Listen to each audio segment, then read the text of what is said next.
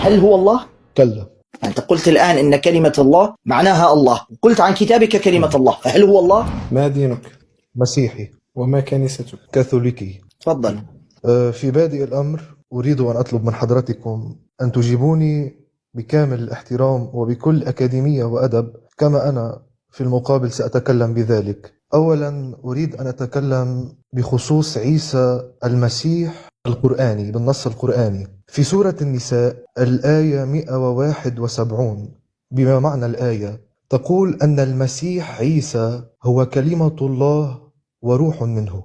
وفي المقابل مثل هذه الآيات تقرأ بلفظها الصريح، لأن الآية لا تقول كلمة الله، فاقرأ الآية بلفظها كاملة. نعم، يمكنك أن تقرأها لي أو علي. نعم، اقرأها كاملة بلفظها، وليس أنك تنقل بالمعنى، ما ينفعش معنى ذلك. نعم، هذا قرآن. نعم. ليست الآية ليست أمامي الآن. هل تسمح لي أن أخرج أو يمكنك أن تقرأها لي لو سمحت؟ لما سمعت قطع الصوت. ماذا قلت؟ الآية ماذا؟ 171 من سورة النساء. لا، ما سمعت الآية ماذا لما قلت لك أقرأ الآية في سياقها. نعم. الآية ليست أمامي الآن الآية. الآية أقرأها لك كاملة؟ نعم لو سمحت. الآية من بدايتها تقول، حنقرأ لك كاملة بالتجويد، تمام؟ نعم. وندقق فيها آية آية. نعم. أعوذ بالله من الشيطان الرجيم، بسم الله الرحمن الرحيم.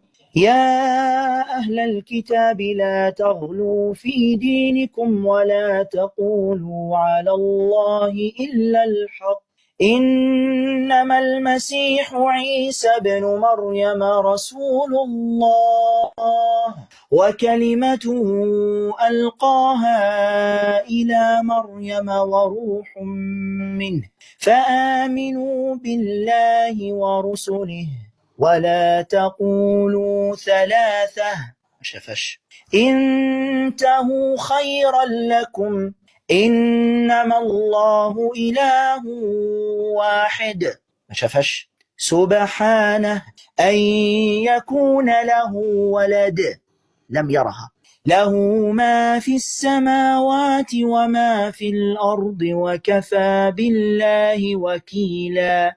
لن يستنكف المسيح أن يكون عبدا لله.